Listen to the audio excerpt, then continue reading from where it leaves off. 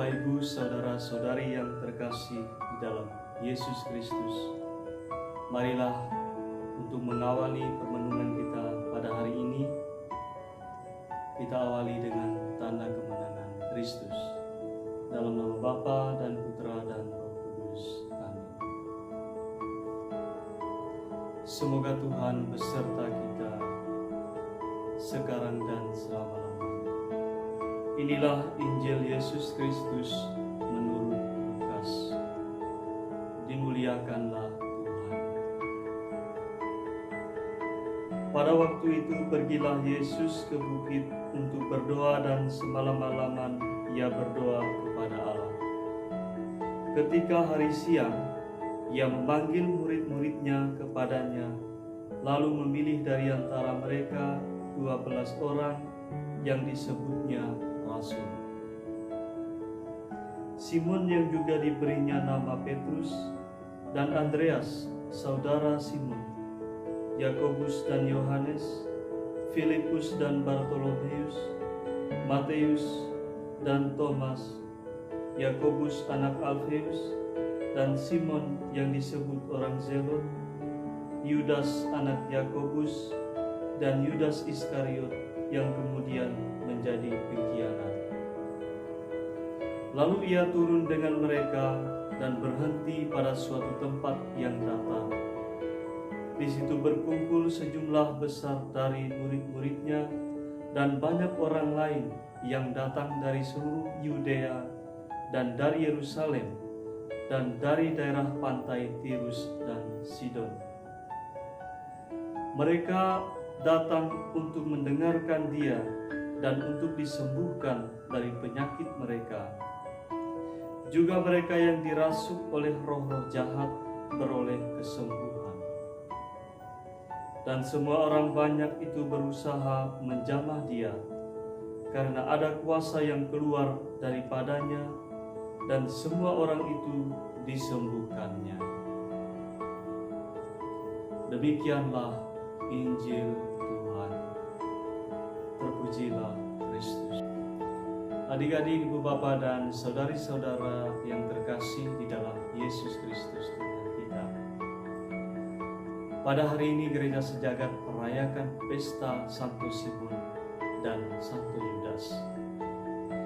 Kedua tokoh ini yang kemudian diangkat Yesus menjadi rasul sering muncul dalam Injil, terutama dalam Injil sinoptik, yakni Matius, Markus, dan Lukas. Namun poin penting yang hendaknya menjadi permenungan kita pada hari ini adalah bahwa Yesus sebagai Tuhan, sebagai anak Allah, dia senantiasa tetap menjaga relasinya dengan Bapa. Ketika dia mau memutuskan suatu hal yang penting, Yesus sangat menekankan, dan itu bisa kita lihat dari bacaan pada hari ini, yakni Injil, bahwa Yesus sebelum memilih rasul-rasulnya, ia melakukan atau berdoa semalam-malaman.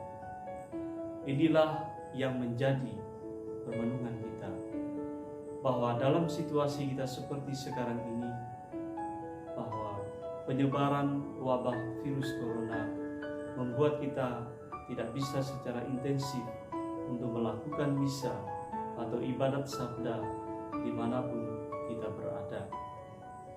Namun dengan demikian, bukan berarti kita tidak bisa berdoa, berkumpul bersama keluarga. Namun disinilah saat di mana kita berkumpul bersama keluarga dan bahkan merenung melihat diri kita sendiri. Kita pun diajak oleh Tuhan Yesus untuk senantiasa berdoa dimanapun dan kapanpun. Walaupun situasi seperti sekarang ini, tetapi tetap kita menjaga relasi kita dengan Allah Bapa dan dengan Tuhan kita Yesus Kristus. Kita akan menginjak ke masa Advent. Untuk itu, marilah kita senantiasa tetap menjaga relasi kita dengan Allah, yakni tetap berdoa, Dan berdoa pun tidak semata-mata untuk memohon keinginan kita, tetapi mohon kepada Tuhan supaya memberikan kita rahmat-rahmat yang kita butuhkan hingga saat ini, terutama di masa-masa sulit seperti saat ini. Baik Bapak Ibu, saudara-saudari yang terkasih di dalam Kristus Tuhan, marilah kita memohon Roh Kudus supaya kita senantiasa dikuatkan dalam rumah tangga kita, dalam hidup berkomunitas, dalam hidup pekerjaan kita, dan bahkan dalam segala situasi hidup kita. Semoga Tuhan memberkati kita semua.